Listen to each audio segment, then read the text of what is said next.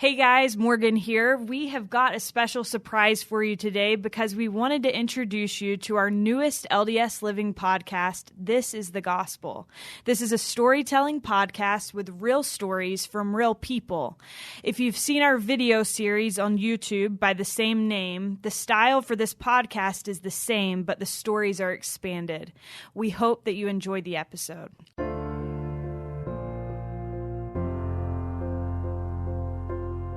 Welcome to This is the Gospel, an LDS Living podcast where we feature real stories from real people who are practicing and living their faith every day. I'm your host, Corinne Lay. If there's one thing I've learned about this earthly existence, it's that every single one of us will, at some point or another, find ourselves in a place that tests us to our very limits. It will look totally different for each of us, but the request from God is the same. Trust Him. Move forward with faith and gratitude. Our story this week comes from Carol Decker. When Carol was pregnant with her second daughter, she went to the hospital to be treated for flu-like symptoms. And when the doctors determined that it was actually sepsis, Carol began the fight for her life that would change everything.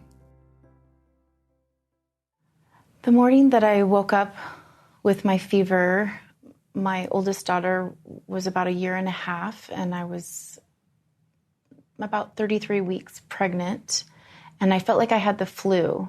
When I went to pick up Chloe out of her crib that morning, I could barely pick her up. I was really weak, and I called my sister-in-law to come over and babysit her for me so I could rest and lay down. And yeah, I just thought that I had the flu. We kept putting cold washcloths on me and a cold bath and trying to get the fever down. My mother-in-law wouldn't leave me that day. So when I started having contractions, that's when I called my husband and said, you need to come home. We need to go to the hospital, because I felt like my baby, was in trouble. So we rushed up to Seattle, and I called the doctor's office first and told them I was going to the emergency room. And they said, no, come in first to the clinic. So I went in, and they gave me a shot to slow down my contractions, and then told me that I had a rash on my face, which I didn't realize at the time. And said that they needed to take me over to the hospital. So we waited for a wheelchair, and it seemed like it took forever, and wheeled me across the sky bridge to the hospital and put me in a room, which seemed like I was way far away from the nurse's station. I was in agonizing pain at that time. I mean, every single part of my body hurt and ached, and I was begging the nurses for some sort of relief with the medication, and they finally hooked up the fetal monitor and gave me a shot. And just as the room kind of went quiet, my husband stepped into the corner to call my mom and let her know that we were probably going to have the baby. There was about, 5 or 6 people in my room saying, we have to get the baby out now. Just kind of figured we were going to have a baby, and that I just was sick at the same time. And I didn't realize the severity of it. They went ahead and wheeled me down the hallway.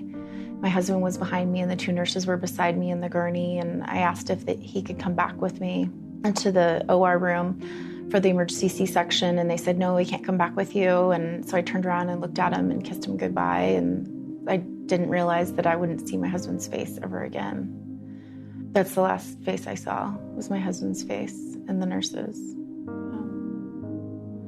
And then I woke up 20 days later,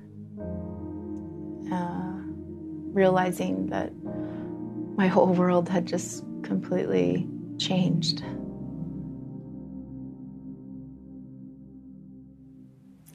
When I first woke up, my husband came in, and he could tell, that something was wrong. And at first he always was wondering how I was feeling, if I was in any pain. He was always very concerned about that. And I shook my head no, and then, he could tell I was still distressed, and he said, do you want to know about the baby? And I shook, nodded yes. And then he talked to the nurses, and they said, yeah, we can get the baby, which I didn't realize at the time wasn't something that they typically do, because she was in the NICU and I was in the ICU. But they felt that might be the last time I ever meet my baby, because the odds of me surviving were not that good. So they brought her in, and we met cheek to cheek. And that's kind of our thing now. We always say cheek to cheek and rub cheeks together. And it was a pretty precious moment. And of course, I wasn't able to speak to her because I had an intubation tube in my throat. And I just remember feeling her cheek and her eyelashes and her hair, and my husband being in the room. And then I drifted back off to sleep from the medication, and they took her away. I was blind at that time. They didn't know it, just because I was so out of it, but the doctors and the nurses and my husband kept recognizing that I was looking past them because my eyes were still dilating at that time. So they went ahead and ordered a CT, and they found out that my optic nerve was damaged. And they thought maybe my vision would come back in the first year and a half, but it never did. And I don't see anything at all. It's just black. When I woke up after 20 days and after meeting Sophia, they hadn't made the decision to amputate both my feet and my hand and my right ring finger. That happened, I think, within the next week. And my poor husband, had to make the difficult decision to do that. And I'm really glad that he did, because he saved my life. I think that he knew that I would want to be here and that I would fight and know that I could do it. And, he knew how much I wanted to be a mom. And after the amputations, I didn't really realize that I was missing my feet or my hand or my right ring finger, because I couldn't actually see them with my own eyes, and I couldn't feel my legs. There was this time when my mom was sitting with me and she was clipping my fingernails, and I said, "Mom, you missed a finger." And she kept telling me, "No, you didn't." "No, I didn't." And I said, "Mom, you totally missed a finger." And after like the third time, she said, "Carol, they had to amputate your finger." And I looked at her really puzzled, and she said, "They also amputated your feet and your left hand." And it didn't really register to me. I was on so many medications at the time. So the reality didn't really set in until later. I would say that the pain was there. Like, they had these special vacuum bandages on my amputated legs, and they kept hurting me all the time. And I kept begging my mom and the nurses to take them off, and they couldn't take them off. And I was so confused from the medications that I was on. And so the pain was always there, but the reality, because I couldn't see, that visual, like seeing your feet gone or seeing your hand gone, wasn't there for me. So it mentally took me a while to really realize that. You think you're going to go home from the hospital and everything's going to be perfect and you'll go back to your life again, but that wasn't the reality for me. I came into the bedroom and I was in pain, and my bed betrayed me. It wasn't as comfortable as I thought it was. And I also realized that I couldn't do anything for myself. I was like a small infant. I couldn't feed myself, clothe myself, or go to the bathroom by myself or anything. I needed help with everything. And I did tell my husband, I begged him to take me back to the hospital, that he couldn't take care of me and that I couldn't be a mother to my children. And that was really hard for me. I just didn't feel like I belonged in my home, and I couldn't do the things that I did before. And I still was really depressed. I think I cried almost every hour. And I was in a lot of pain at that time, because going from being at the hospital and the nurses taking care of you and being on IV medication to taking medication orally, it was hard to get on top of the pain, and new pain kind of set in. I think the one thing that really bothered me was that when my little girl, Chloe, who was my life, that I never left her side for a day, was scared of me and didn't want to come to me. And also that I could barely hold my youngest daughter, who was a baby, on my lap because I was in so much pain. I could only hold her for a few minutes. My brother came over to me and he asked if there was anything that he could do for me. And I thought long and hard, and at that point I was really down. I was in the depths of my darkness, and I told my brother that he could get a gun. And he came around the sofa and he put his hands on my face and told me, "We're not going to go there. We're not going to do that." And that he was going to be there to help me. And I said, okay. And but I knew that if I didn't start working hard and do the physical therapy and the occupational therapy and everything I needed to do within the first couple of years, that I wasn't going to gain anything back sitting there. And so if I really wanted to be their mom, I needed to get up and get moving. And so I made a choice to live for them and to live for my family and for all those people that supported me. I met my husband in 1995 and we got married in 1998. So we had been together for a really, really long time.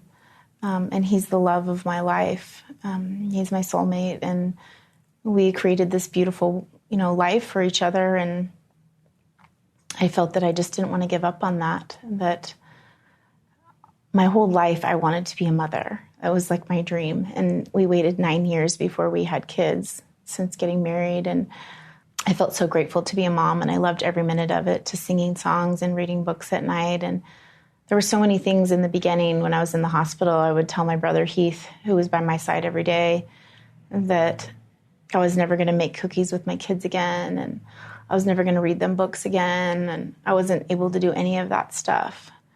To be a mother to Sophia and to have never seen her face before, I had a hard time in the beginning, I have to be honest. Every mother wants to bond with their child. And I never got a chance to just stare at her like I did with Chloe and hold her in my arms. And it was really hard for me to connect with her because when I did hold her, I was in a lot of pain. And she couldn't communicate with me with words yet. So there were some things that I started doing. I would trap her in the corner of the sofa and lay next to her so she wouldn't roll off the sofa. And I would put my head into her belly and make her laugh, and she'd grab my hair. And I found ways that I could interact with her. And my nanny at the time, Erin Stout, made me a necklace with a ribbon with a baby chew toy on it so she could sit with me and play with a toy. And then we made an apron that had little pockets with little toys in it that she could grab. And one story in particular that's pretty special to me, Sophia woke up from her nap, and I said, I want to feed Sophia, but I want to feed her in her room. And I couldn't get in her room in my wheelchair, so I had to walk in there. And that was the first time I walked into her room with my walker. And I sat in her little nursery in the wheelchair, and Erin brought me a bottle. And I had a special tool that connected to my hand where the bottle would clip in, because I couldn't really hold things very well with my hand. And so the bottle, we would clip it in, and then I would feed my baby. And as I sat there and rocked her and fed her, I stared down at where her face would be, and I thought she was looking around the room, just enjoying things. And next thing you know, she reached up and grabbed my eyelashes. And in that moment, she was my baby, and she was looking at me, and I was looking at her. And that's the first time I really felt like I was her mother. It's one of the most beautiful memories that I have. And the physical therapists and the OTs and all the people around me, they started figuring it out that if they could find ways to incorporate my children into my therapy, that they could get me to do anything. So they started doing that. And within those first couple weeks that I came home, a bed opened up at the rehab center at Harborview. And so my doctor said I could come in and start therapy, inpatient rehab for 5 weeks. And so I made the choice to do that. And that's really intense. It's like going back to school to learn to live again. They teach you how to eat and dress and walk on your prosthetics and change a fake baby's diaper and make you all sorts of cool stuff and teach you as a blind person where to find your food on your plate or, things like that. So I learned to overcome challenges in trying to dress my children and find clothes that didn't have zippers or buttons so that I could help them get dressed, or learning for the first time to give them a snack. I remember getting a yogurt out of the fridge and ripping off the top of the lid with my teeth and setting the yogurt on the table and being like, I did it. I always tell people it's like I kind of went into the toddler phase, and I kind of would watch my children as they were learning to do stuff. And I was like, okay, well, they figured out how to do it. I can figure out how to do it. And so we were kind of going through the stages ourselves of that I did it, for the first time. All of us were, us 3 girls. So, those were big accomplishments for me. Most people don't get those second chances in life or to be able to have first like that. And it's a really big deal. It kind of motivates you. When I was in rehab, my older brother, Sean, who's 5 years older than me, passed away in the first week that I was in inpatient rehab. And that was really hard. To this day, it's harder than being blind, I'd give anything to have my brother back. I could care less about my sight or my feet. I hadn't been going to church for 10 years. I didn't think I had any faith left in me. Everyone would tell me that people were praying for me, and I just didn't know what my purpose was here.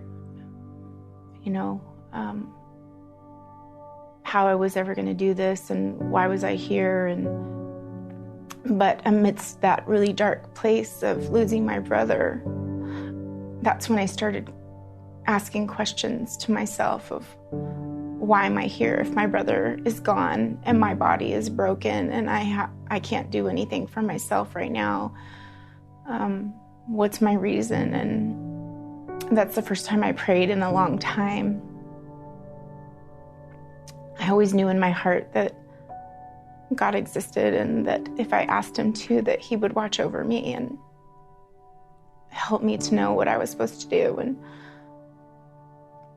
it's amazing to me that sometimes in our deepest, darkest, saddest moments that we realize that we're not alone and that someone higher than us is helping us. And as long as I was willing to surrender myself, that I would be willing to do whatever it took, that I could, be able to gain back my life.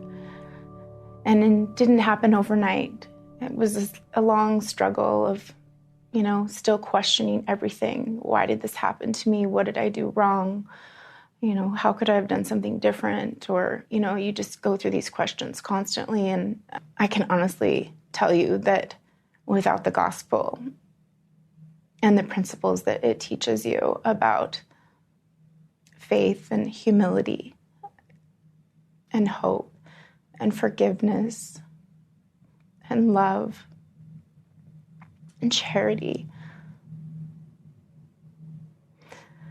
and those are all like real life lessons that I have learned in an actual way. And it's a really beautiful gift. I know people think I'm crazy because I call that a gift, that what happened to me, but I wouldn't change anything because I've learned so much. And I don't take anything for granted, and I'm so grateful to be here and to be a mother. And I have such a different perspective on life now. I want to enjoy it to the fullest. My perspective on life has changed in so many different ways. I would say the most thing that's changed is my gratitude about life in general. When I wake up in the morning, I could really, honestly say, okay, my body hurts. I have to get up. And I don't get up like a normal person. I have to actually sit up and use my abdomen muscles instead of pushing off with my feet. And I have to roll over into my wheelchair that sits next to me. But as I think about those moments, I'm grateful that I actually get to sleep in a warm bed. I'm actually grateful that I have a wheelchair that I can push myself and I can get into the shower, and that my girls are going to come running in at any moment and say, "Hi, Mommy." And I think it's like a mental switch that you have to do in your head. You could sit there and think about all of the negative things that are happening around you, but it's a choice that I make every day to not think like that, to think of the things that I do have and not the things that I don't have. As a blind person, your perspective changes as well. I listen differently now. I listen to people When they're speaking, I listen to the birds outside in a different way, or in the fall when the leaves are on the street, or the smells of a fireplace. All of those things in your perspective change, and you appreciate things a lot more than you ever did before. And I also think that I realize that I shouldn't really be here probably, that there was a really high percentage of my survival, and that I didn't want to be a victim of what had happened to me, and that I wanted to turn that into something good, instead of something bad.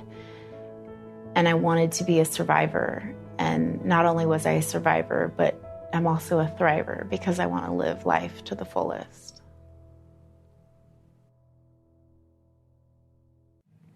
The reason that I wanted to share my story with other people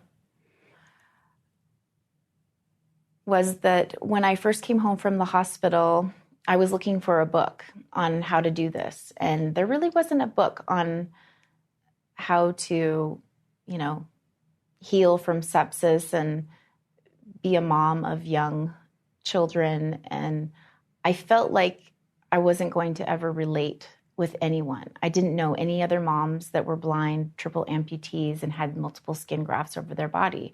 So I didn't think that anyone was going to be my friend. And why would they want to hang out with me anymore? Because I couldn't do anything. And there was the community and my church would bring meals into my home at least 3 times a week. And my nanny at the time, I'd kind of would hide and put a blanket over me, and I didn't really want people to see me. She could tell that I was uncomfortable with it. And she said to me one day, Carol, these people just want to serve you. They want to help you. They want to be a part of you. And you need to let them into your life and let them serve you. Because by you letting them serve you, you're giving them blessings. And they're trying to bless you. So I thought about it for a moment, and I realized that she was right, as she always was. And I started allowing people to enter my life again. The community held a fundraiser, and 5,000 people from my town of 11,000 people came to support me and to raise money for us. And at first I didn't want to go to the fundraiser because I didn't want people to stare at me and look at me like I was a freak. But my mom got me ready and put some makeup on me and put on some clothes and wheeled me in. And from the moment that we walked into the fundraiser, everyone in the room stood up and started clapping for me. And when you're blind, you can't see all those people in the room, but when they start clapping, you can hear the thousands of people that were there, and tears just started streaming down my face.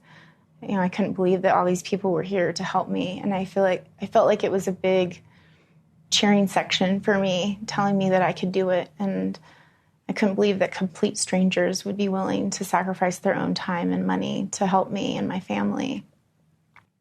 And then I realized that we're all going through some sort of loss. And mine isn't any greater than anyone else's. It's just different. And that we could be there to support each other and love each other. And for me, I felt like I could turn something bad that happened to me into something good. And I wanted everyone to have that hope that they could do that as well in their lives. I have so many challenges that were placed before me, but within all of those challenges have been multiple different opportunities that I didn't even think were possible. And my life has taken me down a journey and a path that I could have never expected. I've met so many beautiful people that if I didn't go through what I went through, I would have never met or never had those experiences. And sometimes when bad experiences happen to us, we have to realize that there will be good experiences to come down the road. I'd say the things that I would want people to learn from my journey is to be forgiving on yourself, to not be so hard on yourself and to realize that you're going to make mistakes and that's okay. And you all have a choice to make a positive influence on people's lives. And that choice is the most pivotal thing that you can do. Every day you wake up and you make choices all day long, and they can take you in different directions, and that those choices can lead to so many great things that you didn't even think were possible.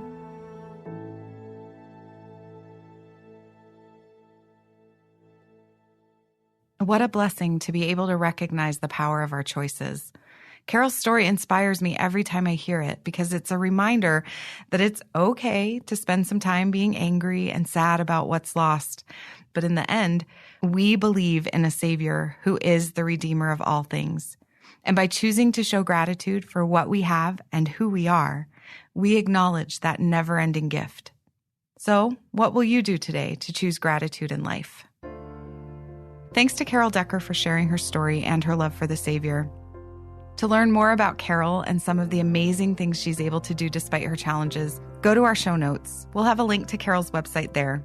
And thank you for joining us for This is the Gospel. To hear more real stories from this podcast or our video series, or to pitch your own story, visit us at ldsliving.com/This is the Gospel. And don't forget, if you love the stories that we've shared, rate us on Apple. It'll help more people to find us. Have a great week. You've been listening to a sneak peek of the newest LDS Living podcast, This is the Gospel. If you've enjoyed what you've heard so far and you want to hear more, look up This is the Gospel on Bookshelf Plus, iTunes, Spotify, Google Play, or Stitcher.